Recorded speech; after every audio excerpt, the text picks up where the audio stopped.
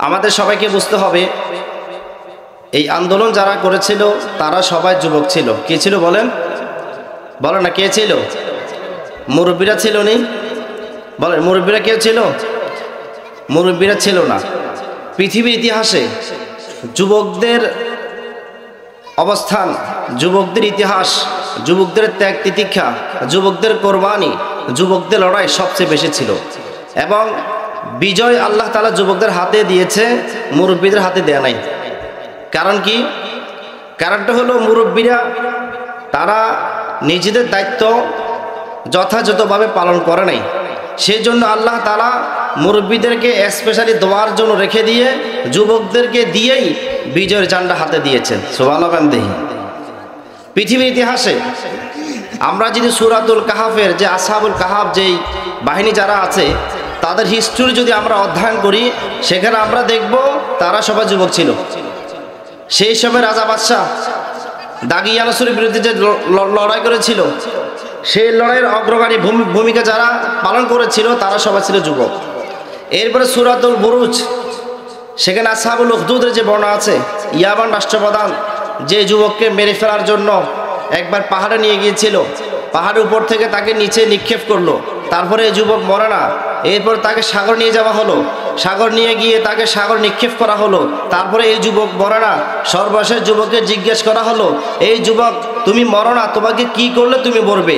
তোমাকে পাহাড়ের উপর থেকে নিচে ফেলে দিলাম, তাও তুমি মরছো না, তোমাকে সাগর নিক্ষেপ করলাম, তাও তুমি মরছো না, কি করলে তুমি মরবে?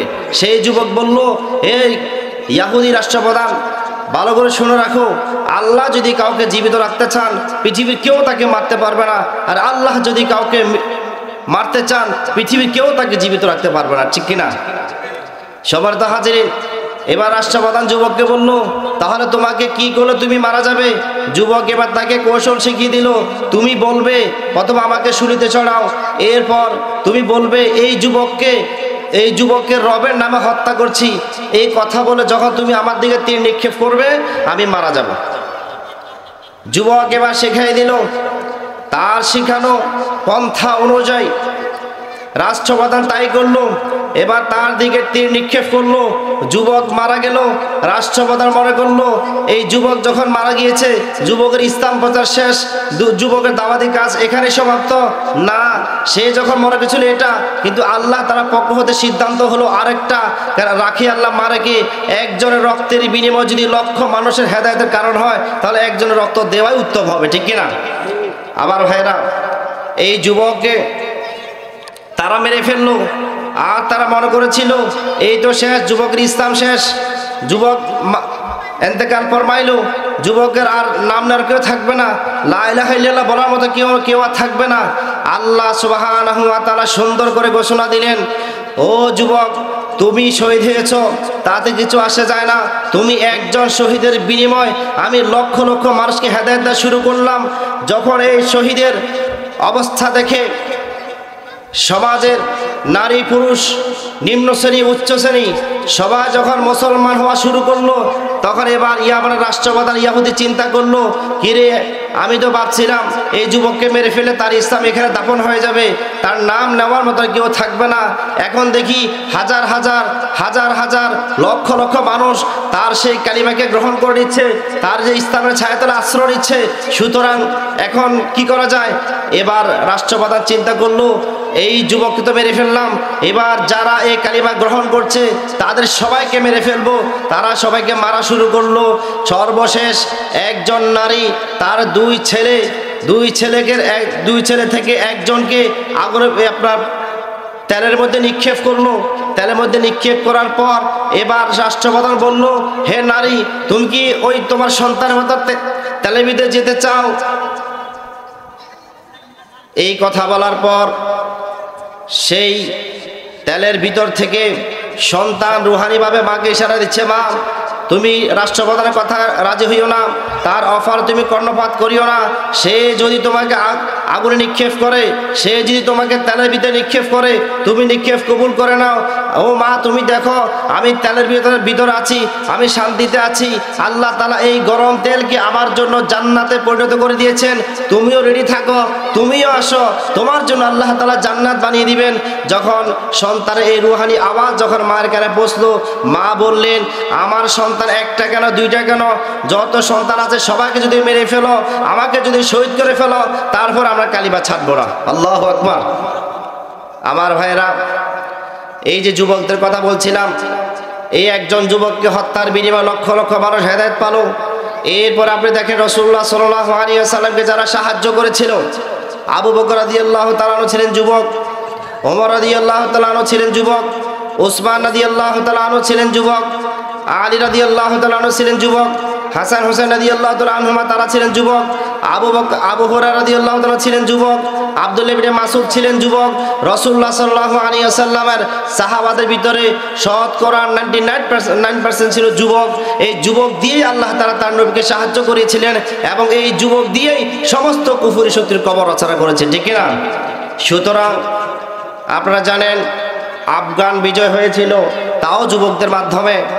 এরপর আপনি যে হামাসের দিকে লক্ষ্য করেন, হামাসের আন্দোলনকারী যারা আছে তারা সবাই যুবক। এরপর আপনি যদি দামেস্কের দিকে লক্ষ্য করেন, আজকে যে পরিবর্তন হয়েছে, ইসলামী এবারা কায়েম হতে যাচ্ছে, ওখানে যারা আন্দোলন করেছিল তারাও ছিল যুবক। এরপর আপনি যদি আমাদের এই দেশের দিকে তাকান, সব স্টুডেন্ট ছোট ছোট মানুষ, তারা যদি দাঁড়িয়ে পেশাব করে সেটা মানুষ দোষ হিসাবে নেয় না। 17-18 বছর যুবকদেরকে দিয়ে আল্লাহ তাআলা একটা জালেম শাহীকে বিতাড়িত করেছেন, ঠিক না? আমার ভাইরা, যুবকদের অবদান, যুবকদের ইতিহাস, যুবকদের ত্যাগ তিতিক্ষা, এদের মতো আর কেহ নাই। কারণ যুবক যদি জাগ্রত হয়, একটা সমাজ জাগ্রত হবে। যুবক যদি জাগ্রত হয়, একটা এলাকা জাগ্রত হবে। যুবক যদি জাগ্রত হয়, একটা ইউনিয়ন জাগ্রত হবে। যুবক যদি জাগ্রত হয়, একটা থানা জাগ্রত হবে। যুবক যদি জাগ্রত হয়, একটা জেলা জাগ্রত হবে। যুবক যদি জাগ্রত হয়, একটা বিভাগ জাগ্রত হবে। যুবক যদি জাগ্রত হয়, একটা রাষ্ট্র জাগ্রত হয়ে যাবে, ঠিক না? যুবক যদি জুলুমের বিরুদ্ধে বিদ্রোহ শুরু করে, সেখানে আর জুলুম স্থান পায় না। আর যুবক যদি ঘুমিয়ে পড়ে, তো সেখানে আল্লাহ তাআলা জালেমদেরকে দিয়ে মানুষকে শায়েস্তা করেন। সুতরাং আমার যুবক ভাই যারা আছেন, আজকে যেভাবে এখানে যুবকের আয়োজন করেছেন, আমরা আশা রাখি আগামী দিন সমস্ত কার্যক্রম ইসলামের জন্য তার জান, তার মাল, তার পরিবার, তার সম্পদ, তার সব কিছু আল্লাহর জন্য, আল্লাহর দ্বীনের জন্য সবাই ওয়াকফ করে দেব। রাজি আছি তো ইনশাআল্লাহ? আল্লাহ তাআলা আমাদের সবাইকে কবুল করে, জোরে বলুন আমিন। সম্মানিত হাজিরিন, এটাই কথা। আমি আপনাদের সামনে যে আয়াতটি তেলাওয়াত করেছি, আল্লাহ সুবহানাহু ওয়া তাআলা এখানে বললেন, ইন্নাল্লাহা লা ইউগাইয়িরু মা বিকওমিন হাত্তা ইউগাইয়িরু মা বিআনফুসিহিম। আল্লাহ সুবহানাহু ওয়া তাআলা বললেন, ইন্নাল্লাহা, নিঃসন্দেহে আল্লাহ, লা ইউগাইয়িরু মা বিকওমিন হাত্তা ইউগাইয়িরু মা বিআনফুসিহিম। একটা জাতির কর্ণধার চেঞ্জ তখন হবে যখন জনগণ, জাতি চেঞ্জ হয়ে যাবে। বলেন, একটা জাতির কর্ণধার, রাষ্ট্রীয় কাঠামো চেঞ্জ তখনই হবে, পরিবর্তন তখনই হবে, ইনসাফ তখনই প্রতিষ্ঠা হবে যখন জনগণ, যখন নাগরিকেরা ইনসাফের উপর আসবে, যখন মানুষ নিজে ইনসাফ তালাশ করবে, নিজে ইনসাফ বাস্তবায়ন করবে, ইনসাফের উপর পড়াশোনা করবে, ইসলামের রুলগুলো জানবে, তখনই গিয়ে রাষ্ট্র কাঠামো পর্যন্ত ইনসাফের উপর আসবে, ঠিক কিনা? আমাদের এই দেশের মানুষের ভাগ্যে ইনসাফ কি জিনিস জুটে নাই, ইনসাফ কি জিনিস জানে না, ইনসাফ কি জিনিস বুঝে না। মানুষ স্বভাবজাত জুলুমবাজ, জুলুম করতে অভ্যস্ত। নিজের উপর নিজে জুলুম করি, পরিবারের উপর জুলুম করি, মা বাবার উপর জুলুম করি, ভাই বোনদের উপর জুলুম করি, আত্মীয় স্বজনের উপর জুলুম করি, পাড়া প্রতিবেশীর উপর জুলুম করি, হুজুরদের উপর জুলুম করি, নিজের স্ত্রীর উপর জুলুম করি, ছেলে সন্তানের উপর জুলুম করি, সর্বশেষ আমরা আল্লাহর উপরও জুলুম করি, ঠিক কি না? আপনারা ভাবতে পারেন যে হুজুর আল্লাহর উপর জুলুম কিভাবে করি মানে আপনার A to Z পুরো জীবন কি ইসলামতে চালান না। আপনি তো আল্লাহর কাছে ওয়াদা দিয়ে এসেছিলেন, আল্লাহ সুবহানাহু ওয়া তাআলা যখন আপনাকে রূহ জগতে আল্লাহ তাআলা আপনার থেকে ওয়াদা নিয়েছিলেন। আল্লাহ সুবহানাহু ওয়া তাআলা বললেন, আলাস্তু বিরাব্বিকুম ক্বালু বালা শাহিদনা। আল্লাহ তাআলা বললেন, আমি কি তোমাদের প্রভু নই? তখন আমরা সবাই সাক্ষী দিচ্ছি, আল্লাহ আপনি আমাদের প্রভু, আপনি সার্বভৌমত্বের মালিক, আপনি সকল ক্ষমতার মালিক, আপনি রিজিক দাতা, আপনি হায়াতের মালিক, আপনি মৃত্যুর মালিক। যখন আমরা রূহ জগতে ছিলাম আল্লাহর কাছে এটা ওয়াদা করেছি। ওয়াদা করার পরে আল্লাহ তাআলা আমাদেরকে বললেন, দেখো তোমরা শুনে রাখো, তোমরা কিন্তু ওয়াদা করেছো, স্বীকৃতি দিয়েছো, সাক্ষী দিয়েছো। এখন তোমরা দুনিয়াতে গিয়ে যেই কথার উপর ওয়াদা করেছো, যেই কথার উপর সাক্ষী দিয়েছো, ওই কথা মতে তোমাদের চলতে হবে। এটাই হবে তোমাদের ওয়াদা পূর্ণ করা। আচ্ছা আপনারা বলুন তো, আমাদের পরিবারগুলো কি ইসলামের নিয়ম অনুযায়ী চলে? বলেন চলে? চলে না। এইটাই হলো আল্লাহর উপর জুলুম। এটা কি? আল্লাহর উপর জুলুম। আমার ভাইয়েরা, আমার বন্ধুগণ, রাষ্ট্রীয় কাঠামো তখনই চেঞ্জ হবে যদি ব্যক্তি তার নিজের জীবনকে চেঞ্জ করে ফেলে। নিজের জীবনকে চেঞ্জ করা ছাড়া, নিজের জীবনকে নিজেকে পরিবর্তন করা ছাড়া রাষ্ট্র কোনোদিন পরিবর্তন হবে না। রাসূলুল্লাহ সাল্লাল্লাহু আলাইহি ওয়াসাল্লাম দীর্ঘ 13 বছর মক্কি জীবনে সাহাবায়ে কেরাম রাদিয়াল্লাহু তাআলা আজমাইনদেরকে প্রশিক্ষণ দিলেন, ইনসাফের প্রশিক্ষণ। কিভাবে ইনসাফ প্রতিষ্ঠা করতে হয়, কিভাবে জালেমের বিরুদ্ধে আচরণ করতে হয়, কিভাবে সমাজ থেকে জুলুমের অপসারণ করতে হয়, কিভাবে জুলুমকে বিদায় করতে হয়, কিভাবে সমাজের ভিতরে, রাষ্ট্রের ভিতরে ইনসাফ প্রতিষ্ঠা করতে হয়। এই সমস্ত কিছু রুল নবীজি সাহাবীদেরকে 13 বছর লেগেছে শিক্ষা দিতে। সুতরাং আমরা যদি নিজের উপর ইনসাফ করি, আমরা যদি মা বাবার উপর ইনসাফ করি, আমরা যদি নিজের স্ত্রীর উপর ইনসাফ করি, আমরা যদি নিজের সন্তানদের উপর ইনসাফ করি, আমরা যদি সমাজের মুরব্বীদের উপর ইনসাফ করি, যুবকদের উপর ইনসাফ করি, আর ইনসাফ প্রতিষ্ঠার জন্য যদি আন্দোলন করি, তাহলে আল্লাহ তাআলা ব্যক্তি থেকে শুরু করে পরিবার, সমাজ, রাষ্ট্র সব জায়গায় ইনসাফ দান করবে। সুবহানাল্লাহ ওয়া বিহামদিহি। তাহলে ইনসাফ কি রাষ্ট্র থেকে নাজিল হওয়ার আগে নিজের প্রতি ইনসাফ আনতে হবে কিনা? বলেন বলেন, আনতে হবে কিনা? আনতে হবে। এখন এমন অনেক লোক আছে, মা বাবা মারা যাওয়ার পর বোনের সম্পদ তাকে বুঝিয়ে দেয় নাই, এমন আছে না? আপনাদের এখানে নাও থাকতে পারে। সারা দেশে যদি জরিপ করেন তাহলে আপনারা সবাই দেখতে পাবেন অসংখ্য অসংখ্য পরিবার এমন আছে, মা বাবা মারা গিয়েছে, মা বাবার সম্পদগুলো তার কন্যাদেরকে, তার ছেলেরা বুঝিয়ে দেয় নাই, লুট করে খাচ্ছে, জায়গা বেড়ে দিয়েছে এবং তার বন্ধুর উপর অবিচার করেছে। আচ্ছা আপনারা বলেন তো, এটা কি ইনসাফ নাকি জুলুম? এটা জুলুম। যে ব্যক্তি তার বোনের হক দিতে পারে নাই, ওই ব্যক্তি কিভাবে রাষ্ট্র পরিবর্তন করবে? এই জন্য রাষ্ট্র পরিবর্তন করার আগে ব্যক্তিকে পরিবর্তন করতে হবে, ব্যক্তির চরিত্র শুধরাতে হবে। ব্যক্তি যদি তাহাজ্জুদ গুজার হয়ে যায়, ব্যক্তি যদি 5 ওয়াক্ত নামাজি হয়ে যায়, ব্যক্তি যদি কোরআন তেলাওয়াতকারী হয়, ব্যক্তি যদি পাক্কা ঈমানদার হয়, ব্যক্তি যদি মুশরিকদের বিরুদ্ধে অবস্থান নেয়, তাহলে আল্লাহ তাআলা এই সমাজ এবং এই রাষ্ট্রকে পরিবর্তন করে দিবে। সুবহানাল্লাহ ওয়া বিহামদিহি। আমরা তো স্লোগান তুলেছি রাষ্ট্র পরিবর্তন করব, রাষ্ট্র সংস্কার করব, তারপরে আবার অনেক রকম বক্তব্য দিচ্ছেন। ভাই আপনি যাই কিছু বলেন না কেন, যতক্ষণ পর্যন্ত আল্লাহর কোরআনের কাছে আত্মসমর্পণ না করবেন, যতক্ষণ পর্যন্ত আল্লাহর কাছে আত্মসমর্পণ না করবেন, যতক্ষণ পর্যন্ত রাসূলের কাছে আত্মসমর্পণ না করবেন, ততক্ষণ পর্যন্ত সংস্কার হবে না, ততক্ষণ পর্যন্ত চরিত্র সুন্দর হবে না, ততক্ষণ পর্যন্ত সোনার মানুষও তৈরি হবে না। ঠিক কিনা? আমার ভাইরা, আমার বন্ধুগণ, এই জন্য আল্লাহ তাআলা বলে, ইন্নাল্লাহা লা ইউগাইয়িরু মা বিকওমিন হাত্তা ইউগাইয়িরু মা বিআনফুসিহিম। রাষ্ট্র চেঞ্জ করার আগে পুরো জাতি নিজেদেরকে চেঞ্জ করে ফেলতে হবে। আর জাতি যদি নিজেদেরকে চেঞ্জ করতে না পারে, পরিবর্তন করতে না পারে, নিজের জীবনকে যে সুন্দর করতে না পারে, মুখে মুখে স্লোগান দিলে কি হবে? স্বভাবের ভিতরে জুলুম থাকার কারণে ওই জাতির উপর আল্লাহ তাআলা আযাব নাজিল করবে, আযাব দিবেন আল্লাহ তাআলা। আমার ভাইরা, আমার বন্ধুগণ, প্রথমত আল্লাহর দ্বীনকে বাস্তবায়ন করতে হবে, আল্লাহর দ্বীন বুঝতে হবে, আল্লাহর দ্বীন ভালো করে অনুধাবন করতে হবে।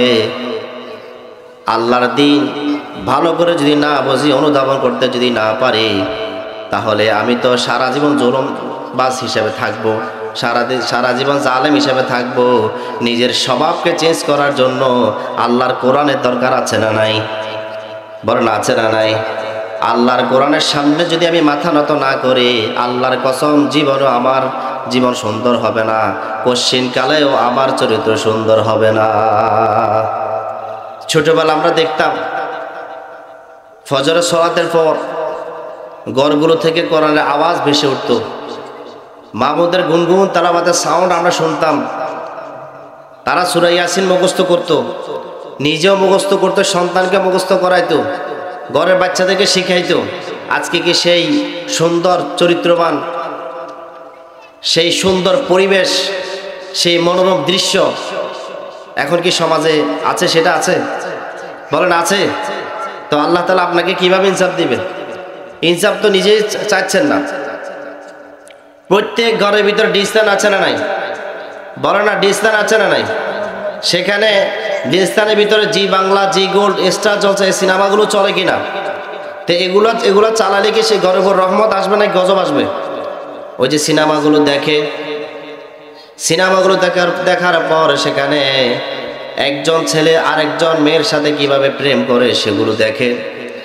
দেখার পরে আবার চিন্তা করে আমি একটা মেয়েকে টার্গেট করব, আরেকজন মেয়ে চিন্তা করে আমিও একটা ছেলেকে টার্গেট করব। টার্গেট করার পর নিজেরা প্রেম করব, প্রেম করে আস্তে করে সমাজ থেকে বিচ্ছিন্ন হয়ে যাব। এরকম ঘটনা সমাজে আছে না? বলেন বেশি না কম? বেশি।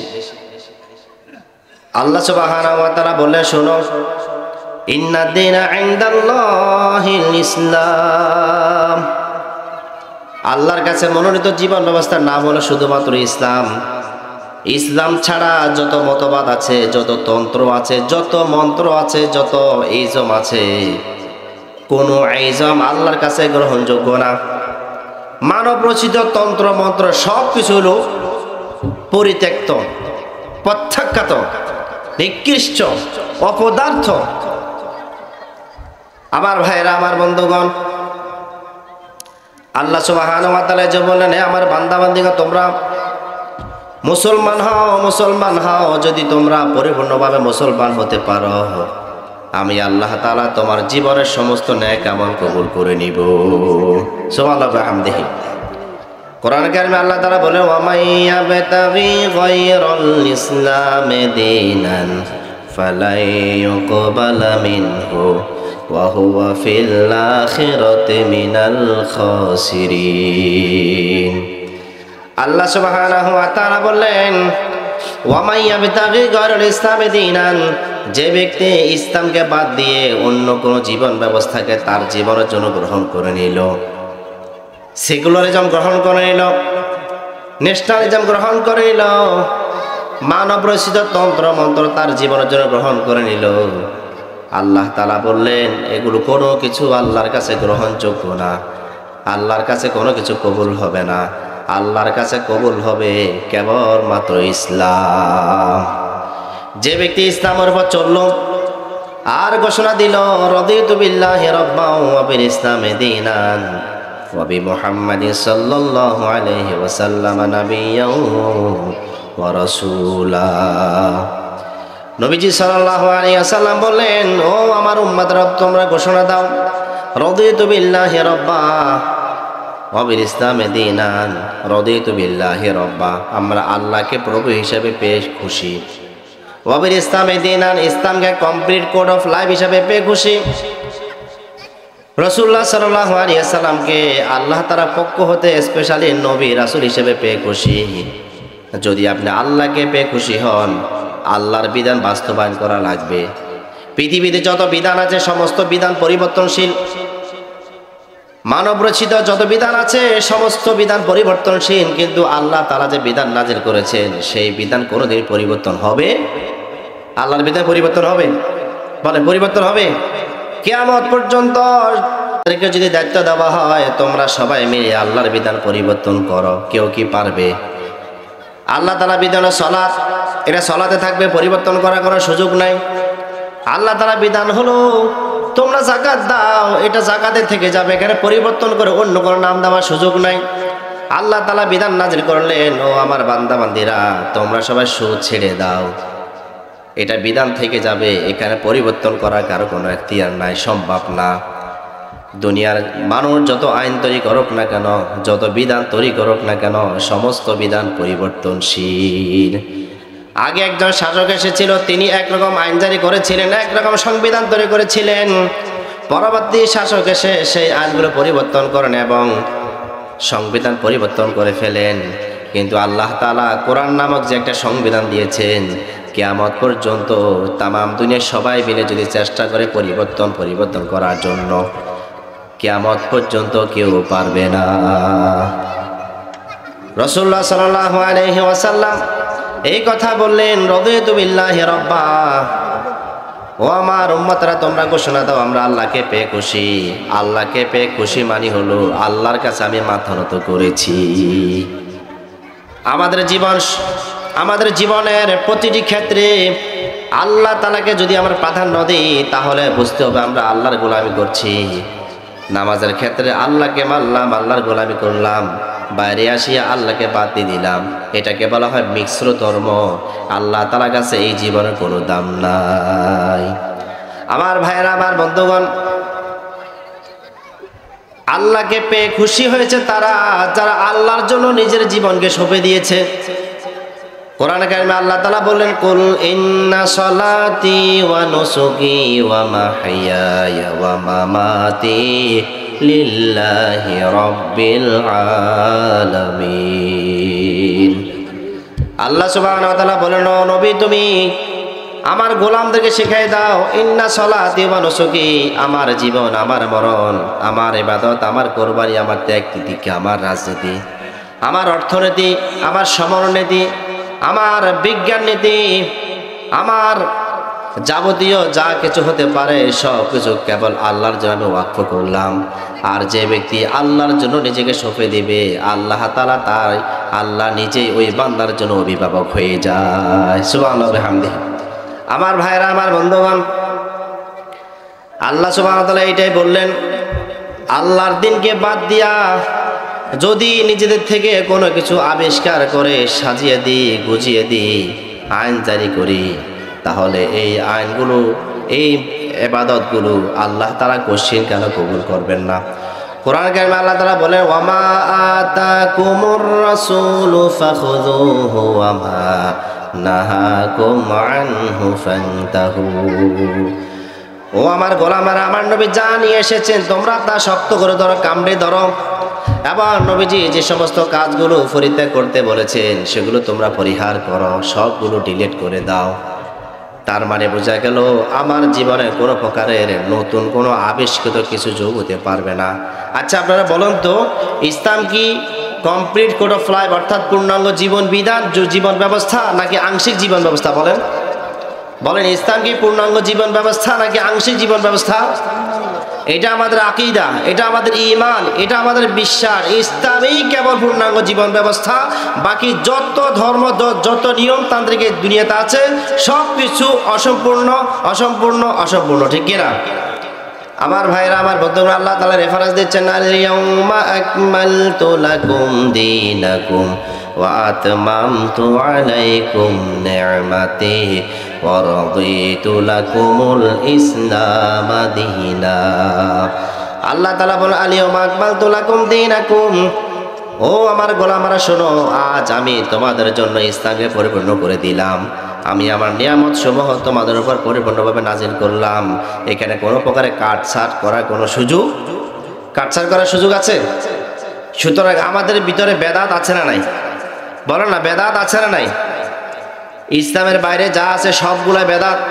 ইসলাম যেটাকে অ্যালাউ করবে না সেটা হয়তো শিরক হবে, না তো বেদাত হবে। আমি এখন বেদাতকে দুই ভাগে ভাগ করব। এক ভাগ হলো ভিআইপি বেদাত, আর এক ভাগ হলো নর্মাল মিসকিন বেদাত। ভিআইপি বেদাত কোনগুলো?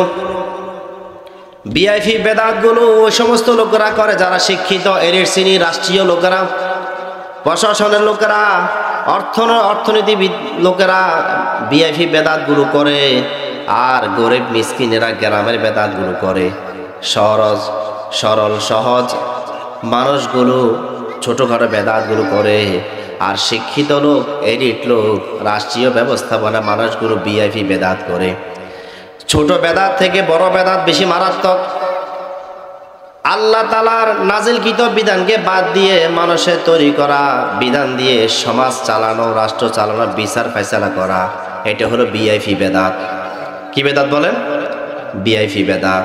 এই বেদাত এমন এক বেদাত যে বেদাতে একজন মানুষকে বেঈমান বানিয়ে দেয়, একজন ইমানদার মানুষকে বেঈমান বানিয়ে দেয়, একজন ইমানদার মানুষকে মুনাফিক বানিয়ে দেয়, একজন ইমানদার মানুষকে জাহান্নামী বানিয়ে দেয়, একজন ইমানদার মানুষকে মুরতাদ বানিয়ে দেয়, কাফের বানিয়ে দেয়, একজন ইমানদার মানুষকে ইসলাম থেকে বের করে দেয়। মানব রচিত বিধান, এটা টোটাল একটা টাটকা ভিআইপি বেদাত, ঠিক কিনা? মারাত্মক এক বেদাত। আচ্ছা আপনারা বলুন তো,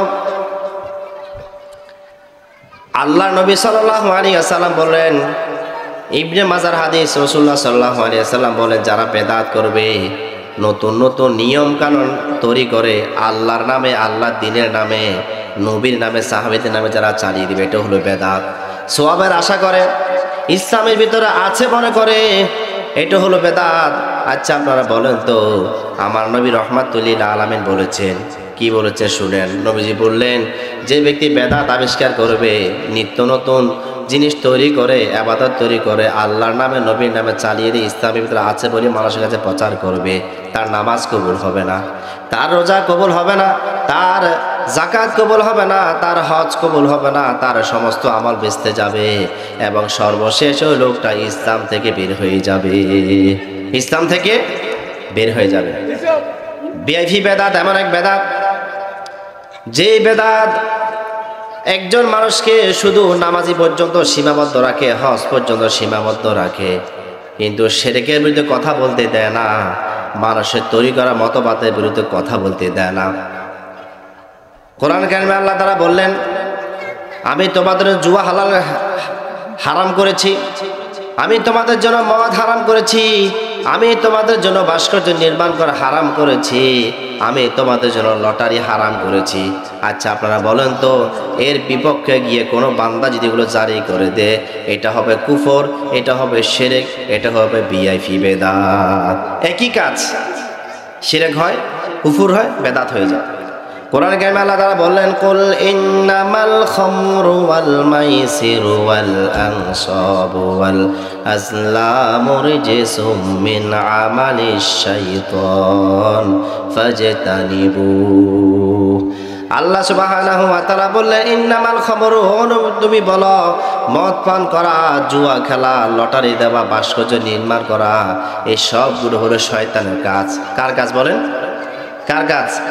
জুয়া খেলোয়াড়ি এলাকা আছে না নাই? আসেনি? বেশি না কম? আগে থেকে বাচ্চারা কমছে, হ্যাঁ? অথচ মুসলমানের সন্তান, হে মুসলমান, তোমরা কার সাথে সম্পর্ক করছো? মনে রেখো, যারা জুয়ার সাথে সম্পর্ক করে, যারা মদের সাথে সম্পর্ক করে, যারা গাঞ্জার সাথে সম্পর্ক করে, যারা ইয়াবার সাথে সম্পর্ক করে, যারা হিরোইন ট্যাবলেটের সাথে সম্পর্ক করে, এরা মৃত্যুর সময় ইয়াবা করে মরবে, তারা মৃত্যুর সময় মদ করে মারা যাবে, তারা মৃত্যুর সময় ট্যাবলেট করে মারা যাবে, তাদের কপালে ঈমান জুটবে না। কারণ আপনি যে জিনিসটা বেশি জপেছেন, যে জিনিসটা জীবনে বেশি প্র্যাকটিস করেছেন, ওই জিনিসটাই আপনার শেষ জীবনে বেশি উঠবে। আপনার হৃদয়ে যদি লা ইলাহা ইল্লাল্লাহ থাকতো, আপনার হৃদয়ে যদি মুহাম্মদ রাসূলুল্লাহ থাকতো, আপনার হৃদয়ে যদি ইসলামের প্রতি ভালোবাসা থাকতো, তাহলে আপনি কোনোদিন আল্লাহর বিরুদ্ধে যুদ্ধ ঘোষণা করতে পারতেন না। এই শতাব্দীর মানুষ আল্লাহর বিরুদ্ধে যুদ্ধ ঘোষণা করেছে, এই শতাব্দীর মানুষ রাসূলের বিরুদ্ধে যুদ্ধ ঘোষণা করেছে, এই শতাব্দীর মানুষ ইসলামের বিরুদ্ধে যুদ্ধ ঘোষণা করেছে, এই শতাব্দীর মানুষ কোরআনের বিরুদ্ধে যুদ্ধ ঘোষণা করেছে, এই শতাব্দীর মানুষ সাহাবীদের বিরুদ্ধে যুদ্ধ ঘোষণা করেছে, এই শতাব্দীর মানুষ ইসলামের নিয়ম কানুনের বিরুদ্ধে যুদ্ধ ঘোষণা করেছে, ঠিক কিনা? কিভাবে আপনি যুদ্ধ ঘোষণা করলেন? আমার ভাইরা, আমার বন্ধুগণ, সুদ খাওয়া মানে আল্লাহর বিরুদ্ধে যুদ্ধ ঘোষণা করা, সুদ দেওয়া মানে হলো রাসূলের বিরুদ্ধে যুদ্ধ ঘোষণা করা, সুদের পক্ষে কথা বলা মানে ইসলামের বিরুদ্ধে যুদ্ধ ঘোষণা করা, সুদ সুদের খাতায় লেখালেখি করা মানে কোরআনের বিরুদ্ধে যুদ্ধ ঘোষণা করা। সুদের খাতায় লেখালেখি করা, সাপোর্ট করা, সুদের জন্য ক্যাম্পাচার করা মানে হলো টোটাল ইসলামের বিরুদ্ধে যুদ্ধ ঘোষণা করা। চিন্তা করছেন? এগুলো বিআইপি বেদাত। এক একটা কি বেদাত বলেন? বিআইপি বেদাত। আমার ভাইরা, আমার বন্ধুগণ, এমন এই মানুষগুলো আল্লাহর বিরুদ্ধে যুদ্ধ ঘোষণা করে কিভাবে নাজাত পাবে? এইদিকে নামাজ পড়ে, আবার ওইদিকে আল্লাহর বিরুদ্ধে যুদ্ধ ঘোষণা করে। আচ্ছা আপনারা বলুন তো, আপনাদের এলাকা যারা জুয়া খেলে, মদ খায়, গাঁজা খায়, হিরোইন খায়, ঘুষ খায়, এরপরে যারা সুদ খায়, যারা নামাজ ছেড়ে দেয়, এরা কি মুসলমানের ঘরের সন্তান কিনা বলেন? এরা সবাই মুসলমানের ঘরের সন্তান, মুসলমানের ওরস থেকে তাদের জন্ম, অথচ মুসলমান হয়ে কিভাবে আল্লাহর বিরুদ্ধে যুদ্ধ ঘোষণা করে? মুসলমান হয়ে কিভাবে নামাজ ছেড়ে দেয়? মুসলমান হয়ে কিভাবে কোরআন ছেড়ে দেয়? মুসলমান হয়ে কিভাবে নবীর আদর্শ ছেড়ে দেয়? মুসলমান হয়ে কিভাবে ইসলামকে ছেড়ে দেয়? আমাদের বুঝে আসে না। আহারে মুসলমান, যতক্ষণ পর্যন্ত ইসলামকে কামড়ে ধরবেন না, ইসলামের ছায়াতলে আশ্রয় গ্রহণ করবেন না, যতক্ষণ পর্যন্ত সকাল সন্ধ্যা কোরআন তেলাওয়াত হবে না, যতক্ষণ পর্যন্ত কোরআন নিয়ে মুসলমান অধ্যয়ন করবে না, যতক্ষণ পর্যন্ত মুসলমান রাসূলের সুন্নাত প্র্যাকটিস করবে না, ততক্ষণ পর্যন্ত এই মুসলমানের মুক্তি নাই, এই মুসলমানের সবলতা নাই, এই মুসলমানের নিরাপত্তা নাই, এই মুসলমান সারা জীবন মার খাইতে থাকবে। ঠিক কিনা বলেন না? ঠিক কিনা আমার ভাইরা? আমাদেরকে বুঝতে হবে এগুলো হলো এক একটা বিআইপি বেদাত,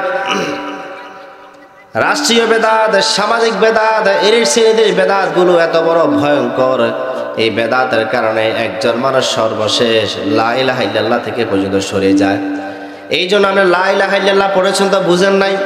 যদি লা ইলাহা ইল্লাল্লাহর মর্মার্থ ভালো করে বুঝতেন, তাহলে জীবনে লা ইলাহা ইল্লাল্লাহর বিরুদ্ধে আপনি কথা বলতেন না।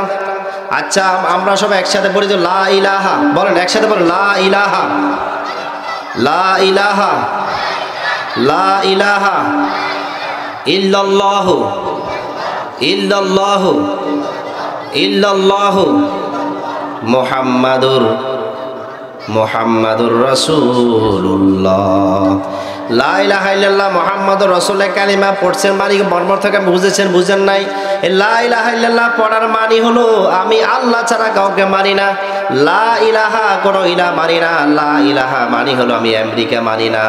লা ইলাহা মানে হলো আমি রাশিয়া মানি না। লা ইলাহা মানে হলো আমি ভারতকে মানি না। লা ইলাহা মানে হলো আমি মূর্তি মানি না। লা ইলাহা মানে হলো আমি ভাস্কর্য মানি না। লা ইলাহা মানে হলো আমি সুদ মানি না। লা ইলাহা মানে হলো আমি ঘুষ মানি না। লা ইলাহা ইল্লাল্লাহ ইলাহার অর্থ হলো আমি ঘুষ মানি না, জেনা মানি না, ব্যভিচার মানি না, শিরক মানি না, বেদাত মানি না। লা ইলাহা মানি হলো আমি আল্লাহকে মানি। লা ইলাহা ইল্লাল্লাহ মানি হলো আল্লাহকে মানি, আল্লাহ ছাড়া আর কোনো কিছু মানি।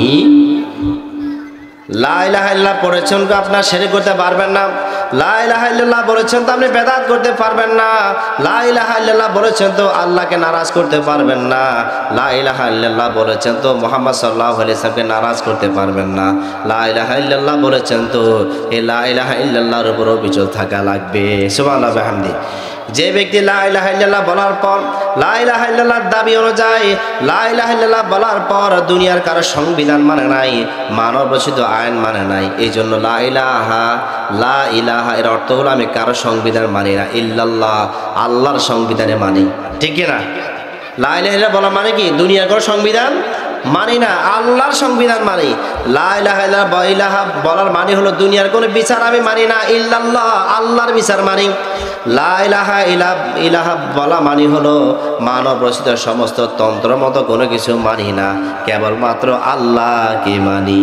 ঠিক না? এই ব্যাখ্যাটা কি আমরা জানি না। এই জন্য একজন লা ইলাহা ইল্লাল্লাহ বললেওয়ালা লা ইলাহা ইল্লাল্লাহ কালিমার ঘোষণা দেওয়ার পর সে আবার কিভাবে শিরক করে, সে আবার কিভাবে কুফরি করে, আবার হুজুর কাছে দোয়া চা, হুজুর আমার জন্য দোয়া করবেন। হুজুর উপর কি দোয়া করতাম? দোয়া করবেন আমার যেন কোটি কোটি টাকা থাকে, 10 তলা 20 তলা যেন বিল্ডিংয়ের মালিক হতে পারে, আর বছরে বছরে যেন হজ করতে পারে। হুজুর আমার জন্য দোয়া করেন। হুজুরের কি সুন্দর দোয়া করলো, হুজুর ভালো করে দোয়া করে দিলেন, আল্লাহ তোমার এই বান্দার মনের আশা তুমি পূরণ করো। যেই বান্দা হজ করতে গেল, হজ করতে গিয়ে সেখানে গিয়ে বলে লা শারিকা লাক, আল্লাহ তোমার সাথে কারো কোনো শরিক নাই, তোমার সাথে কারো কোনো অংশীদার আমি করব না, ওই ব্যক্তি ওখানে ঘোষণা দেওয়ার পর আল্লাহর জমিনে এসে কিভাবে সে আবার শিরিক করে, কিভাবে সে আবার মানুষের কাছে দন্না দেয়। আমার ভাইরা, আমার বন্ধুগণ, এটাই হলো বিআইপি বেদাত। এই বিআইপি বেদাতগুলো আজকে এলিট সেন্টার শিক্ষিত লোকেরা করে। এটা তো বললাম বিআইপি বেদাত। এবার বলবো গরিব মিসকিন বেদাত। আপনি কি কথা বুঝতেছেন? গরিব মিসকিন বেদাত এগুলো গরিব মানুষে করে, বিআইপি লোকেরা করে না। যেমন আজানের আগে দিয়ে আসসালাতু ওয়াসসালামু আলাইকুম ইয়া রাসূলুল্লাহ বলা, কি বলে না কোনো কোনো জায়গায়? আপনাদের এখানে হয়? বলেন, আপনাদের এখানে কেউ বলে? হ্যাঁ, আলহামদুলিল্লাহ। আজানের আগে দিয়ে আসসালাতু ওয়াসসালামু আলাইকা ইয়া রাসূলুল্লাহ, এই শব্দগুলো বলা তাদের নিয়ত হলো আমরা তো নবীকে সালাম দিচ্ছি। এখন আপনার কাছে আমার প্রশ্ন হলো, আপনি নবীকে সালাম দিবেন, অবশ্যই সালাম দিবেন, কোনো সন্দেহ নাই। নবীকে সালাম দেওয়াটা অবশ্যই ভক্তি এবং ভালোবাসার ব্যাপার, কিন্তু সালাম দেওয়ার জন্য ক্ষেত্র দরকার আছে না নাই? যে ক্ষেত্রে যেভাবে সালাম দিতে হবে ওই ক্ষেত্রে ওইভাবে সালাম দেওয়া হলো ইবাদত। নিজের মতো করে বানিয়ে সালাম দেওয়া এটা কোনো দিনও ইবাদত নয়, কোনো দিনও ইবাদত নয়। আচ্ছা, আপনারা বলুন তো, রসুলের মুয়াজ্জিন ছিল দুইজন, একজন হলো বেলাল আর একজন হলো আব্দুল্লাহ ইবনে উম্মে মাকতুম রাদিয়াল্লাহু তাআলা আনহু। রসুলের দুইজন মুয়াজ্জিন ছিলেন, একজন হলো বেলাল রাদিয়াল্লাহু তাআলা আনহু, আরেকজন হলো উম্মে মাকতুম রাদিয়াল্লাহু তাআলা আনহু, অন্ধ সাহাবী। একজন বেলাল আর একজন আব্দুল্লাহ ইবনে উম্মে মাকতুম রাদিয়াল্লাহু তাআলা আনহুমা, এই দুইজন সাহাবী ছিল নবীজির মুয়াজ্জিন। আচ্ছা, আপনারা বলুন তো, বেলাল তো আজান দিয়েছে কিনা বলেন? বেলালও আজান দিয়েছে, উম্মে মাকতুম রাদিয়াল্লাহু তাআলা আনহু তিনিও আজান দিয়েছেন। এবার আপনি তাদের জীবনগুলো তালাশ করে দেখেন, তারা যে আজান দিয়েছেন, আজান দেওয়ার পূর্বে আসসালাতু ওয়াসসালামু আলাইকা ইয়া রাসূলুল্লাহ ইয়া হাবিবাল্লাহ এটা বলে নাই। যেখানে সাহাবায়ে কেরাম বেলাল রাদিয়াল্লাহু তাআলা ইসলামের প্রথম মুয়াজ্জিন, যার আজানের মাধ্যমে শুবে সাদেক হয়, ওই বেলাল রাদিয়াল্লাহু তাআলা আনহু যদি আজানের আগে আসসালাতু ওয়াসসালামু আলাইকা ইয়া রাসূলুল্লাহ না বলে, তাহলে আপনি কেন বলবেন? আপনি কি বেলাল থেকে বেশি দামি হয়ে গেছেন? আপনি কি বেলাল থেকে বেশি দামি হয়েছেন? না, আপনার দামি হন নাই। কিয়ামত পর্যন্ত যত মানুষ আসবে সমস্ত মানুষকে যদি এক পাল্লা রাখা হয়, আর বেলালের পায়ের যে ধুলা আছে, ধুলাকে যদি এক পাল্লা রাখা হয়, তারপরও বেলালের পায়ের ধুলার ভারী বেশি হবে, আর সমস্ত মানুষের আমলের পাল্লা হালকা হয়ে যাবে। এখন বেলাল যদি আজানের আগে আসসালাতু ওয়াসসালামু আলাইকা ইয়া রাসূলুল্লাহ ইয়া হাবিবাল্লাহ না বলে যদি আল্লাহকে রাজি খুশি করাইতে পারে, আব্দুল্লাহ ইবনে উম্মে মাকতুম রাদিয়াল্লাহু তাআলা আনহু তিনিও যদি অন্ধ সাহাবী, তিনিও যদি আজানের আগে আসসালাতু ওয়াসসালামু আলাইকা ইয়া হাবিবাল্লাহ ইয়া শাফিআল্লাহ এই বাক্যগুলো না বলে যদি আল্লাহকে খুশি করাইতে পারে, তাহলে আপনি কেন খুশি করতে পারবেন না? এই বাক্যগুলো হলো গরিব মিসকিন বেদাত। আমাদের সমাজ এগুলো আছে না নাই?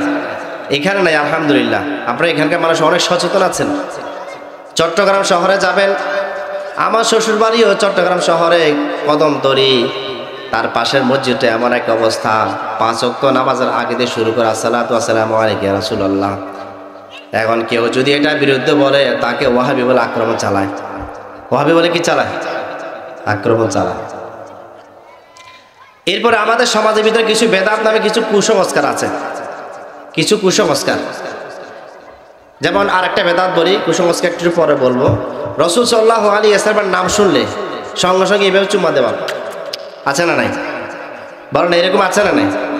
নবীজির নাম শুনলে সাল্লাল্লাহু আলাইহি ওয়াসাল্লাম নাম শুনলে সাল্লাল্লাহু আলাইহি ওয়াসাল্লাম বলবেন, কিন্তু এইভাবে চুম্মা দেওয়া এটা কোনো হাদিস দ্বারা প্রমাণিত নয়।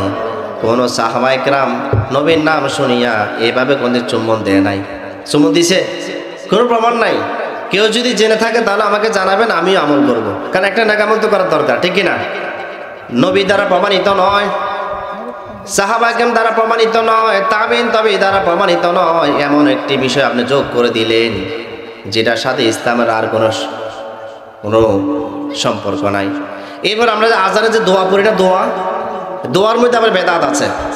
এটা হলো মিসকিন বেদাত, গরিব বেদাত। আমাদের নরমাল হুজুররা করে, সাধারণ মানুষেরা করে। আল্লাহুম্মা রাব্বা হাদি দাওয়াতি তাম্মা ওয়াস সালাতিল কাইমা আতি মুহাম্মাদানিল ওয়াসিলাতা ওয়াল ফাদিলাতা। এই দোয়া এতটুকু ঠিক আছে, ওয়া বাআসু মাকামাম মাহমুদানিল্লাযী ওয়া'আতা, এতটুকু শেষ।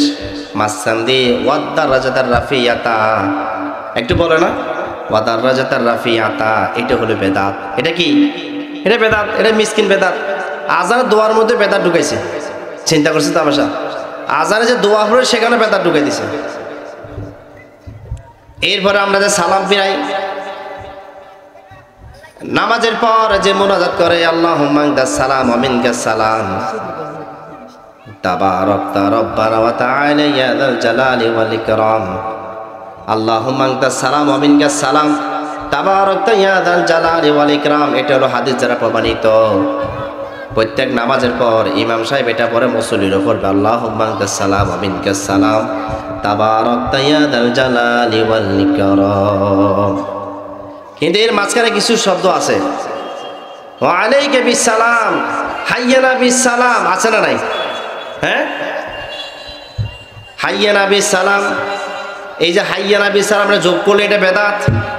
এটা হলো গরিব মিসকিন বেদাত। এই শব্দগুলো হাদিসের মধ্যে নাই। আপনার যদি বিশ্বাস হয় হাদিসি কিতাবগুলো ভালো করে অধ্যয়ন করে দেখতে পারেন। নবীজি যেটা বলেছেন সেটা হলো আল্লাহুম্মা আনতাস সালাম ওয়া মিনকাস সালাম তাবারাকতা ইয়া যাল জালালি ওয়াল ইকরাম। এইখান থেকে এতটুকু শেষ। কিছু বাদ দেওয়া এটাও বেদাত, কিছু যোগ করা সেটাও কি বেদাত। আমার ভাইরা, আমার বন্ধুগণ, আমরা যে নাম দোয়া করি, দোয়া আমাদের দোয়ার ভিতরও কিছু কিছু জায়গায় বেদাত আছে। দোয়া শুরুতে আল্লাহর প্রশংসা করতে হয়, নবীর প্রতি দরুদ পড়তে হয়। এখন আল্লাহর প্রশংসা বাদ দিয়ে, নবীর দরুদ বাদ দিয়ে সঙ্গে সঙ্গে বলে আল্লাহ তুমি কবুল করো, বলি না? এই বলো না, বলে কি না? আল্লাহ তুমি কবুল করো। কি কবুল করব? দোয়ার একটা রুল আছে। দোয়া করবেন শুরুতে আল্লাহর প্রশংসা করবেন, তারপর নবীর প্রতি দরুদ সালাম পাঠ করবেন, এরপরে হাত তুলবেন। হাত তোলার পর আল্লাহর প্রশংসা, নবীর প্রতি দরুদ শরীফ পড়িয়া আল্লাহর কাছে বলবেন আল্লাহ আমার জীবনের গুনাহ তুমি মাফ করে দাও। তারপরে গিয়ে দোয়া কবুল হবে। শুরুতেও যদি আল্লাহর প্রশংসা, নবীর প্রতি দরুদ সালাম পাঠ দিয়ে আপনি যদি শুরু করে আল্লাহ তুমি কবুল করো, আল্লাহ মাফ করে দাও, আল্লাহ বলবেন তুই তো নিয়ম ভঙ্গ করেছিস, আউট। তুই নিয়ম ভঙ্গ করেছিস, তুই আউট। বলবে কিনা বলেন? আমার ভাইরা, আমার বন্ধুগণ, বেদাতের অভাব নাই। সমাজের রন্ধে রন্ধে বেদাত পৌঁছে গিয়েছে। এই যে আমরা সালামে দিই, সালাম দেওয়ার পর হাত মোসাফা করে কিনা? বলেন না, সালাম দেওয়ার পর হাত মোসাফা করে কিনা? এই হাত মোসাফা করার সময় দড়ি, একটাকে দড়ি এভাবে ঝাঁকে, এই চাকো চাকো, ঝাঁকি কিনা? আরো বলে যে যত ঝাঁকি তত নাকি, বলে কিনা? যত ঝাঁকি তত নাকি না, যত ঝাঁকি তত গুনাহ। যত ঝাঁকি, রাসূল সাল্লাল্লাহু আলাইহি সাহাবাকে এভাবে ধরে চিবি ধরে রাখে, আবার ধরে রাখি খালি এভাবে ঝাঁকে।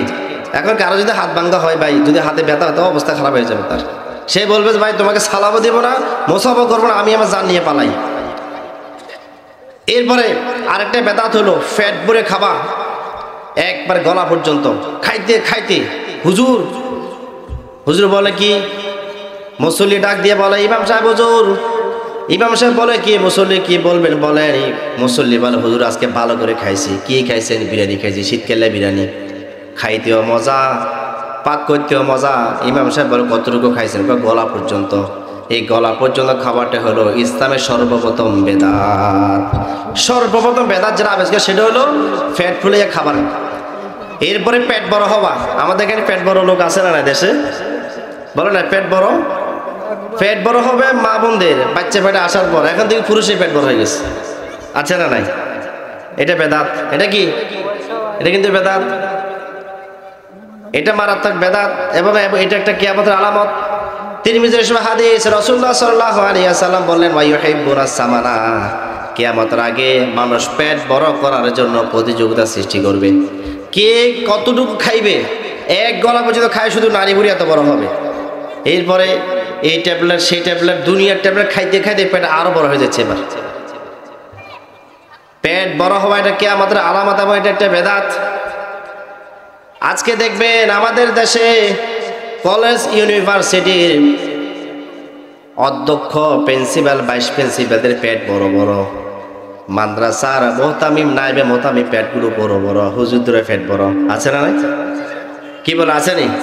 হুজুরও রাগ করিয়েন না, আমিও হুজুর, আমি আমাকে বলছি। পেট বড় করা এটা বেদাত। পেট বড় করা এটা কিয়ামতের আলামত। আপনি যে কিয়ামতের আলামত গোটাই দিলেন পেট বড় বড় করিয়া। পেট তো এমনি এমনি বড় হয় না, কিছু না কিছু খাইছে। ডানে থেকে পাইছে সেটাও খাইছে, বাম থেকে পাইছে সেটাও খাইছে, সামনে থেকে পাইছে সেটাও খাইছে, পিছন দিক থেকে পাইছে সেটাও খাইছে। দিনের আলোতে যা পাইছে তাও খাইছে, রাতের আধারে যেটা পাইছে সেটাও খাইছে।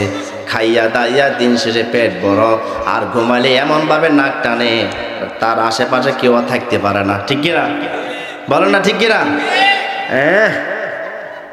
তো খাবেন তো বেশি কিছু খাবেন নাকি?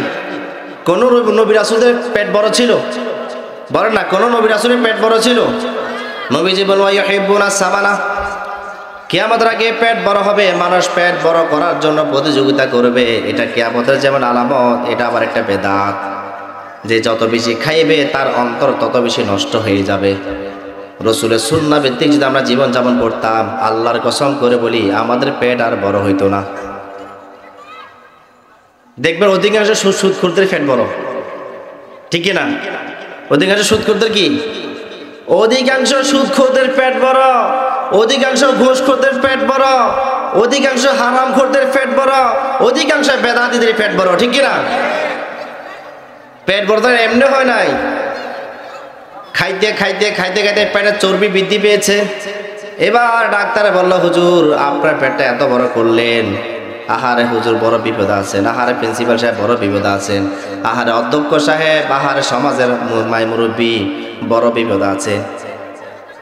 এটা একটা মারাত্মক বেদাত। কোন নবী রাসূলের পেট বড় ছিল না, সিনা ছিল বড়, পেট ছিল ছোট। পেট ছিল কি? ছোট, আর সিনা ছিল বড়। আর আমরা এখন পেট করে ফেলছি বড়, সিনা করে ফেলছি ছোট। দেখবেন দুইজন মানুষ একসাথে মোয়ারাকা করে, কোলাকুলি করে, দুইজনের পেট বড়, এখন তো কেউ কারো সিনা খুঁজে পায় না, ঠিক না? কেউ কারো সিনা খুঁজে পায় না, কারণ পেটে পেটে বাড়ি খায়। পেটে পেটে বাড়ি খাওয়ার পর তাই বললো, ভাই ঠিক আছে, তুই আমার পেটে বাড়ি মার, আমি তোর পেটে বাড়ি মারি। এটা মোয়ানাকা। মোয়ানাকা হইল? মোয়ানাকা করবে সিনা বা সিনা, সিনার সাথে কি সিনা, পেটে পেটে বাড়ি মার, এটা কি মোয়ানাকা নাকি?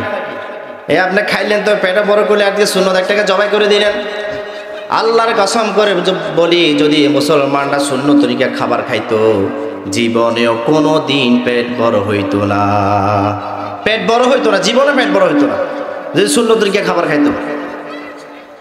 রাসূল সাল্লাল্লাহু আলাইহি ওয়াসাল্লাম তিনটা পদ্ধতিতে পেটকে ভাগ করতেন। এক ভাগ খাবার, এক ভাগ পানি, আর এক ভাগ খালি রেখে দিতেন। খাবার পাইলে তিনি যা ইচ্ছা তা খাইতেন না। আমরা যদি পেটকে তিন ভাগে ভাগ করে খাবার খাই, আল্লাহর কসম করে বলি জীবনেও পেট বড় হবে না। আর গরু গোস্ত পাইলে মাথা ঠিক নাই, হ্যাঁ? গরু গোস্ত পাইলে তার মাথা ঠিক নাই। হুজুর আজকে গরু গোস্ত পাইলাম, কি শান্তি মতো খাইছি, দুইজনে তিনজনের গোস্ত আমি একাই শেষ সাইজ করে ফেলছি, একাই সব শেষ। এগুলো বেদাত। পেট বড় করা কি বেদাত। এবং কিয়ামতের এটা একটা আলামত, কিয়ামতের এটা বড় আলামত। আমার ভাইরা, আমার বন্ধুগণ, বেদাতের শেষ নাই। বেদাত আলোচনা করতে করতে যদি আমরা সারা শেষ করে ফেলি, তাও বেদাতের আলোচনা শেষ হবে না। আমার ভাইরা, আমার বন্ধুগণ, বেদাত এমন এক মারাত্মক রোগ। এই বেদাতের প্রতি যারা মুবতালা হবে, আল্লাহর নবী বললেন, মান আহদাথা ফি আমরিনা হাযা মা লাইসা মিনহু ফাহুয়া রাদ্দুন। নবীজি বলেন, যে ব্যক্তি বেদাত সৃষ্টি করলো, নতুন নতুন কিছু সৃষ্টি করিয়া ইসলামের ভিতরে যোগ করলো এবং ইসলামের নামে চালিয়ে দিল, সাহাবীদের নামে চালিয়ে দিল, তারে এই যে বক্তব্য, এটা আল্লাহর কাছে গ্রহণ হবে না, প্রত্যাখ্যাত। এরপরে রাসূলুল্লাহ সাল্লাল্লাহু আলাইহি ওয়াসাল্লাম বললেন, মান ওয়াক্কারা সাহিবা বিদআতিন ফাকাদ আনা আলা হাদামিল ইসলাম, ফাকাদ আনা আলা হাদামিল ইসলাম। যে ব্যক্তি কোনো বেদাতিকে সাহায্য করলো, সহযোগিতা করলো, সে তো ইসলামকে ধ্বংস করতে সাহায্য করলো। নাউযুবিল্লাহ বলবেন না? আমার ভাইয়েরা, আমার বন্ধুগণ, পান খাওয়া কি? হ্যাঁ, নবী রাসূল পান খাইছিল? এই তো মাথা খারাপ। কোন নবী জীবনে পান খাওয়ার সুন্নত আছে দেখাতে পারবেন? হ্যাঁ, একার মাথা খারাপ হয়ে গেছে। হুজুর এতক্ষণ তো যা বললেন সব ভালোই বললেন, এখন তো দেখি আপনি পানের বিরুদ্ধে শুনলেন। আমি পানের বিরুদ্ধে বলছি, আমি জিজ্ঞেস করলাম শরীরের জন্য মারাত্মক রোগ। চুন আর সুপারি মিলে শরীরে পাথর সৃষ্টি হয় এবং ক্যান্সারের দিকে মানুষকে ধাবিত করে। দাঁতগুলো নষ্ট হয়ে যায়, জিহ্বা মোটা হয়ে যায়, ঠোঁট নষ্ট হয়, মুখে দুর্গন্ধ সৃষ্টি হয়। কোন নবী রাসূলের জীবন আপনি পান খাওয়া পাবেন না। এই গাছের পাতা খাবার কি দরকার, সুপারি খাবার কি দরকার? এই পান জর্দা যা খান এগুলো দিয়ে, এগুলো না খেয়ে টাকাগুলো জমা রাখিয়া একজন গরিব গরিব এতিম মিসকিনে দিয়ে দিতে পারেন, বা নিজের দুধ কিনে খাইতে পারেন, বা আপেল কিনে খাইতে পারেন, শরীরের জন্য উপকার হবে। ঘি খান, ভালো ভালো ঘি খান। শরীরের জন্য যেটা উপকারী সেটা আমরা খাই না, কারণ এই দেশে যা আছে সব কিছু ফরমালিন। আপেল খাবেন সেটাও ফরমালিন, আঙ্গুর খাবেন সেখানেও ফরমালিন, কমলা খাবেন সেটাও ফরমালিন, মুসাম্বি খাবেন তাও ফরমালিন, এরপর পেয়ারা খাবেন সেখানেও ফরমালিন। ফরমালিনে কোনো শেষ নাই, আগা গোড়া সব ফরমালিনের ফরমালিন। এমনকি টমেটো ফরমালিন, ফুলকপিও ফরমালিন, বাঁধাকপিও ফরমালিন, গাজরও ফরমালিন, চাউল পর্যন্ত ফরমালিন। ঠিক কিনা? তা আমরা কিভাবে, আমাদের শরীর দেখেন কি পরিস্থিতি, হালকা একটু জ্বর হলে সবাই দুর্বলে পড়ে যায়। আর অথচ দেখবেন আরবের লোকরা কি শক্তি, 108 ডিগ্রি জ্বর, কোনো খোঁজ খবর না, সে তার মতো কাজ করে যায়। আর আমরা যা খাই সব বিষ খাই, আমাদের খাবারের ভিতরে এ টু জেড সব বিষ। আবার এদিকে সোয়াবিন তেল, মারাত্মক এক বিষ আমরা খাই। এই সোয়াবিন তেলের কারণে গ্যাস্ট্রিক জন্ম হয়। এই গ্যাস্ট্রিকের ফলে আপনি এবার গ্যাস্ট্রিক ট্যাবলেট খাওয়া শুরু করলেন। গ্যাস্ট্রিক ট্যাবলেট খেয়ে গ্যাস্ট্রিক ভালো হয় না, গ্যাস্ট্রিক ট্যাবলেট খাইতে খাইতে এটা শরীরে আরও ক্ষতি হয়। ক্ষতির কারণে গ্যাস্ট্রিক থেকে আলসার হয়, আলসার থেকে ক্যান্সার, আলসার থেকে কি ক্যান্সার, আলসার থেকে ক্যান্সার দিকে চলে যায়। সোয়াবিন তেল আপনারা খাননি? হ্যাঁ, এরপরে আমরা যে ফরমের মরক, আগা গোড়া মেডিসিন বিষাক্ত, খাইবেন সঙ্গে সঙ্গে অ্যালার্জি সৃষ্টি হয়ে যাবে। আমরা যা খাই সব কিছুর বিষাক্ত খাবার খাই। আচ্ছা আপনারা বলুন তো, বিষাক্ত খাবার খাইবেন নাকি ভালো খাবার খাইবেন? ভালো খাবারের জন্য মধু খাবেন, কালো জিরা খাবেন, অর্গানিক ফুড, কাজু বাদাম, কাঠবাদাম, চীনা বাদাম, এই যে আমাদের দেশে চীনা বাদাম যেটা আছে না, ওইটা খাবেন, দুধ খাবেন। যদি পারেন নিজে ফল গাছ লাগাবেন, সেই ফল গাছ থেকে একবারে পিওর ফল খাবেন। যদি পারেন পেঁপে খাবেন, পিওর পেঁপে নিজে লাগাবেন, পেয়ারা গাছ নিজে লাগান, বিভিন্ন সবজি গাছ নিজে করার চেষ্টা করুন, ওইটা হবে পিওর। বাজারে যাবেন ফরমালিন ঢুকছে, বাজারে যাবেন কি ঢুকছে? ফরমালিন ঢুকছে। এই যে খাবার দাবার রিজিক, এটা আল্লাহ তাআলা বললেন তোমাদেরকে আমি দান করি, তোমরা যে চিন্তা ভাবনা করে দেখো। ফালয়ানজুরিল ইনসানু ইলা তুআমিহি আন্না সাবাবনাল মাআ সাব্বা। আমার ভাইরা, আমার বন্ধু, আল্লাহ তাআলা বললেন ফালয়ানজুরিল ইনসানু ইলা তুআমিহি, সমস্ত মানুষের চিন্তা করা উচিত তাদের খাবার কই থেকে আসে, তাদের রিজিক কই থেকে আসে। আল্লাহ তাআলা বললেন আমি বান্দা বান্দার জন্য মাটি হতে রিজিকের ব্যবস্থা করে দিই। এই যে ক্ষীরা গাছ লাগান, ক্ষীরা গাছ, শশা, হ্যাঁ, এরপরে গাজর, এই যে সমস্ত ফলাদি সবজি চাষ করে, এগুলো জমিনে করেন নাকি উপরে করেন? কোথায় করেন? জমিনে করে। আল্লাহ তাআলা বলে এই রিজিকগুলো আমি দেই। আমার ভাইরা, আমার বন্ধুগণ, যে কথা বলছিলাম বেদাত, এটা মারাত্মক এক বেদাত। এই বেদাত মানুষকে ধ্বংসের দিকে নিক্ষেপ করে। অতীতের বনি ইসরাইলরা ধ্বংস হওয়ার 5টা কারণ, 5 কারণে বনি ইসরাইলরা সেই সময় লোকেরা ধ্বংস হয়েছিল। তার মধ্যে অন্যতম একটা কারণ হলো নিজেরা ইবাদত আবিষ্কার করে, নিজেরা সুন্নত আবিষ্কার করে, নিজেরা বিধান আবিষ্কার করে, সেই ইবাদত, সেই সুন্নত, সেই বিধান আল্লাহর নামে চালিয়ে দিত। কার নামে? আল্লাহর নামে চালিয়ে দিত, নবীর নামে চালিয়ে দিত। আমার ভাইরা, আমার বন্ধুগণ, মানুষ মৃত মানুষের কাছে সাহায্য চাওয়া, এটা বেদাত। এটা কি বুঝলেন না? মনে হয় মৃত মানুষ, একজন মানুষ মারা গেছে, তাকে দাফন করা হয়েছে, সেখানে গিয়ে বললেন বাবা আমাকে একটা ছেলে দাও। ছেলে দেওয়ার মালিক কে? চিল্লা বলেন, ছেলে দেওয়ার মালিক কে? আপনি বলেন ছেলে দেওয়ার মালিক আল্লাহ, তো তাহলে ওই যে মানুষ যেটা মারা গেল সে তার কাছে কেন গেলেন? আগের যুগের উম্মতেরা ধ্বংস হওয়ার 5টি কারণের মধ্যে হতে একটা কারণ হলো নবী রাসূলদের কবরগুলো পূজা করা, সেখানে আগরবাতি জ্বালানো, মোমবাতি জ্বালানো, তাদের কাছে রিজিক চাওয়া, সাহায্য চাওয়া, এটা হলো তাদের ধ্বংসের অন্যতম একটা কারণ। এখন মুসলমানরা সেখানে আছে না নাই? বলেন না, আছে না নাই? মরা মানুষ উনি তোমাকে কি সাহায্য করবে? ওতে নিজে বিপদ আছে। কবরের মধ্যে ঢুকছে মানে অবস্থা খারাপ। এখন তার নিজে নিয়ে সে নিজে টেনশন ইয়ানফসি করে। এখন তার কাছে যদি তুমি চাও বাবা আমাকে একটা সন্তান দাও, আমার রিজিকে বরকত দাও, আমার সন্তান পরীক্ষা দিবে, পরীক্ষা পাস করে দিও, এই কথাগুলো বললে এটা কি শিরক হবে কিনা? এটা বেদাত হবে কিনা? এটা কুফর হবে কিনা? কোরআন কারিমে আল্লাহ তাআলা বললেন, ইয়া আইয়ুহাল্লাযীনা আমানুস্তাঈনু বিস-সাবরি ওয়াস-সালাত ইন্নাল্লাহা মা'আস-সাবিরিন। আল্লাহ সুবহানাহু ওয়া তাআলা বললেন, ইয়া আইয়ুহাল্লাযীনা আমানু, হে মুমিনগণ। আল্লাহ তাআলা মুমিনদেরকে সম্বোধন করে বললেন, হে মুমিনগণ, ইস্তাঈনু বিস-সাবরি ওয়াস-সালাত, তোমরা আল্লাহর কাছে ধৈর্য এবং সালাতের মাধ্যমে সাহায্য প্রার্থনা করো। আল্লাহ তাআলা বললেন, যারা ধৈর্য ধারণ করবে আল্লাহ তাআলা তাদের সাথে আছে। সুবহানাল্লাহি ওয়া বিহামদিহি। তো সাহায্য চাইবে আল্লাহর কাছে। কোরআন কারিমে আল্লাহ তাআলা বলেন, ওয়া ইযা সাআলাকা ইবাদি আন্নী ফাইন্নী করিব।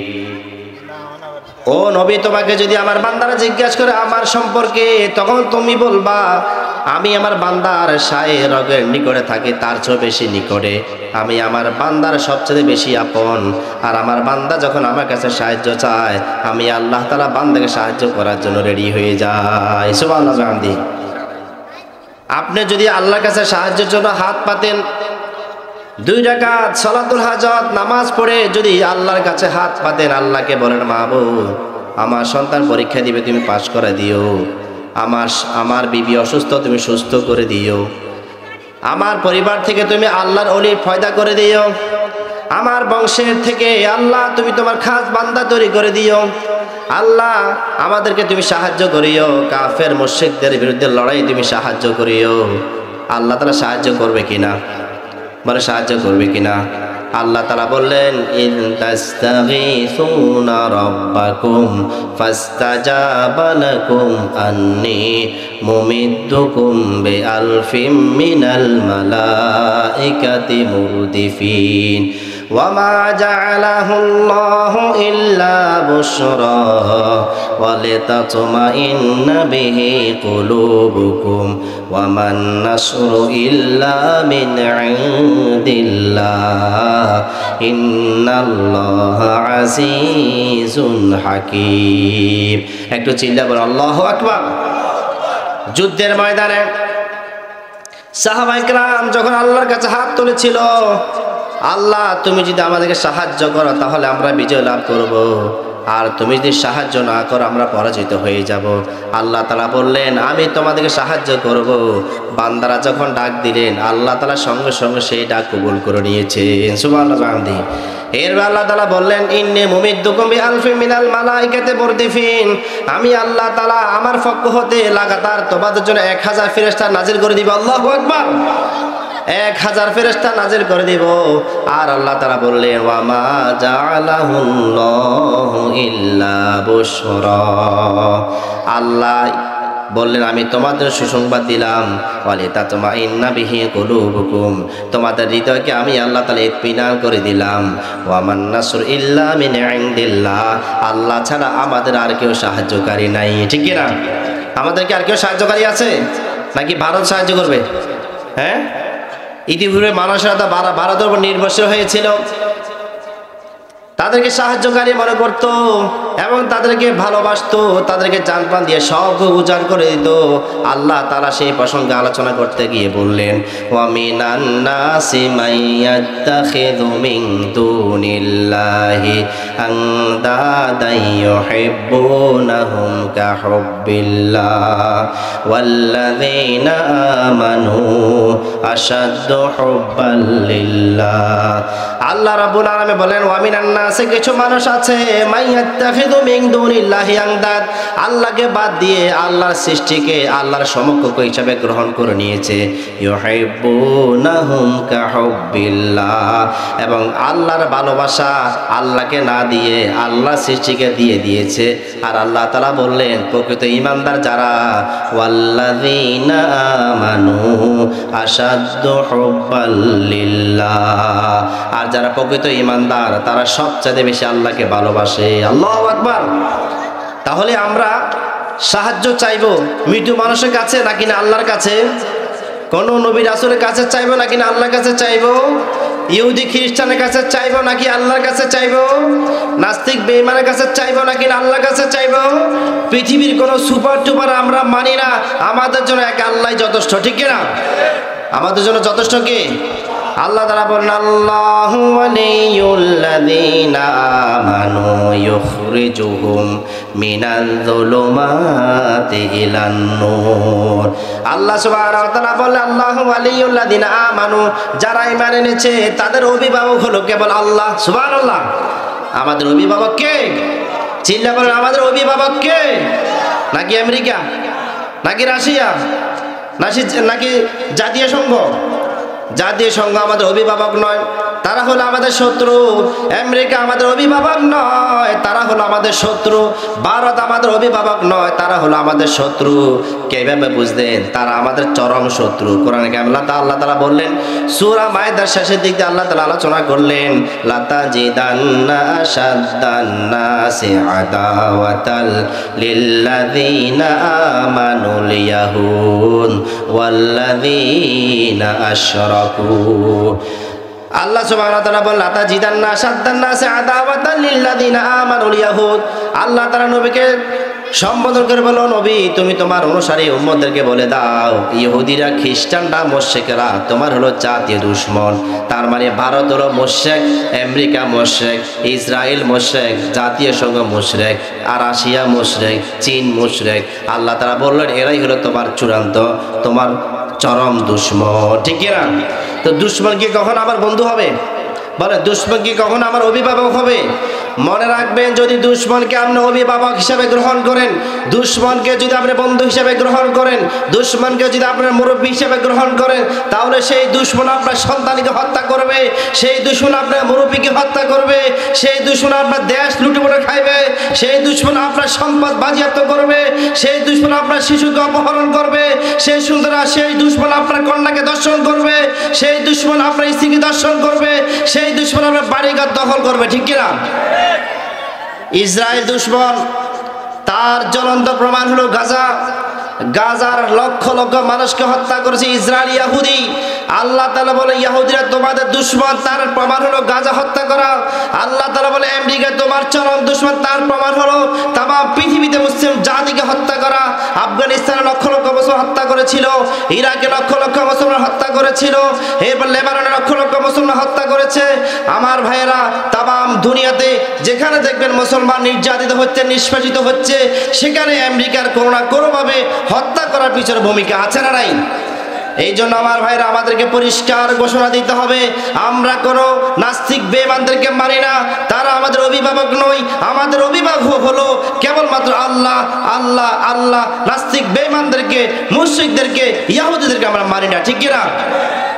আমার ভাইরা, আল্লাহ তাআলা আমাদের সবাইকে বুঝার তৌফিক দান করুন।